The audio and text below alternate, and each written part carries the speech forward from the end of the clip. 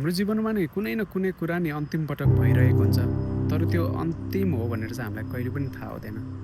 सायद हामीले साथीभाइहरूसँग अन्तिम पटक निष्फिक्री भएर बसेर हाँसेको दिन, सायद बुवा-आमासँग त्यो साँझ एकदमै मन खुलेर कुरा गरेको दिन, अनि सायद बालापनलाई पनि बालापन जस्तो महसुस गरेको अन्तिम दिन पनि हामीले थाहा नपाई पार गरिसकेका छौँ। हामी सधैँ भन्छौँ फेरि भेटी त हालिन्छ नि, पछि गरौँला, अर्को पटक समय निकालौँला भनेर। तर जीवनले अर्को पटकको ग्यारेन्टी चाहिँ कहिले पनि दिँदैन है। त्यसैले आज तपाईँसँग भएको मानिसहरूको कदर गर्नुहोस् है।